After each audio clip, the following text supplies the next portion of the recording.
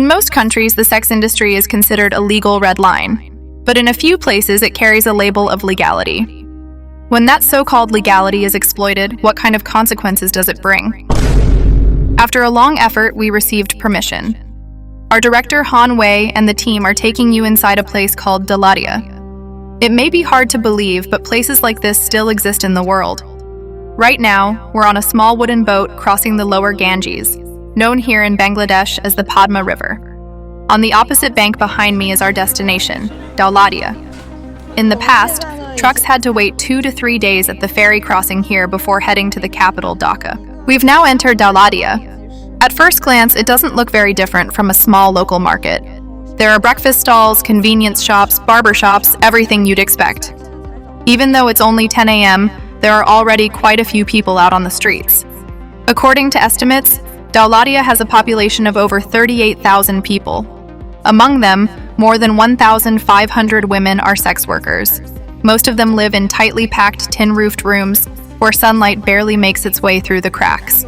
Before arriving, we were concerned about unintentionally offending people during interviews. But our first interviewee, Cookino, quickly made us feel at ease. Right now, we're at a TikTok creator's home. She even wants me to wear a traditional sari and film a TikTok video with her. In Daulatdia, independent sex workers like Cookino rent their own rooms and support themselves.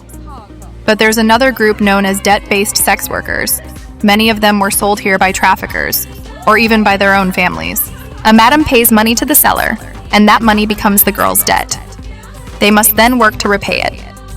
In Farida's case, we met another debt-based sex worker. She was sold here by her own husband for 100,000 taka. Even before that, she had already been forced into sex work for a long time. Under Bangladeshi law, anyone working in a red light district must be at least 18 years old and have a government-issued license.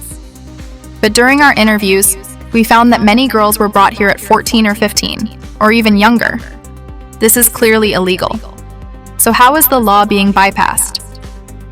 Local insiders told us that traffickers and brokers work closely with madams and even with certain officials.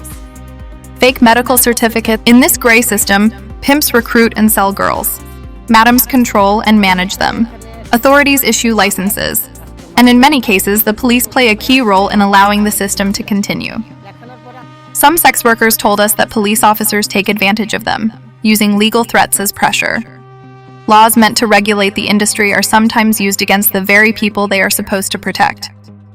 During filming, we tried multiple times to contact people involved in this system, hoping to present different perspectives. Most of them refused to respond. What we found is that the issue is not just about individuals. It's built into the system itself. Legalization hasn't truly protected these women. Instead, it has made the system appear more acceptable, while their actual living conditions remain harsh. To survive, many sex workers form relationships with financially stable or influential men. But this relationship is complicated. On one hand, it resembles intimacy. On the other, it is still tied to ongoing transactions. We met another sex worker, Jasmine. She met her babu at a bar 4 or 5 years ago. Today they share a small room, less than 100 square feet. Whenever she has to work, he temporarily leaves. Money plays a major role in these relationships. In some cases, the babu himself becomes a hidden danger. Some take money from the women, force them to take more clients, and eventually leave once they've gained enough. When these relationships break down, survival becomes even harder. Farida chose a different path. After returning to Daulatdia, she saved money and bought property. Today, she has become a landlord and even helps manage the local community. In addition, health risks, including HIV, remain a serious concern. But even harder to treat is the psychological trauma many of these women carry. For some, the river becomes their final destination. But even death doesn't end the cycle. The children growing up here remain tied to the same environment.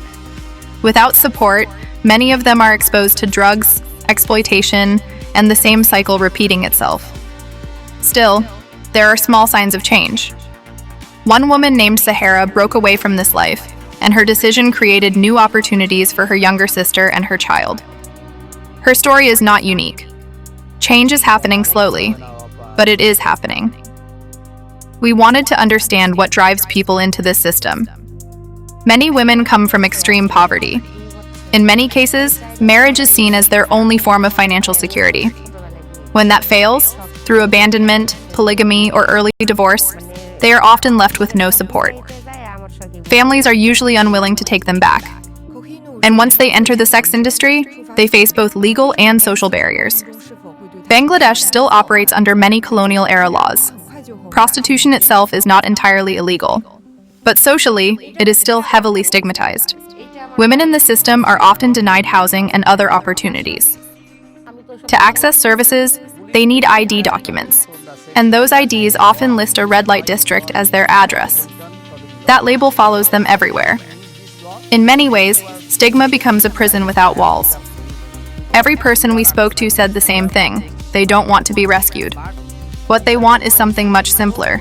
They want choices.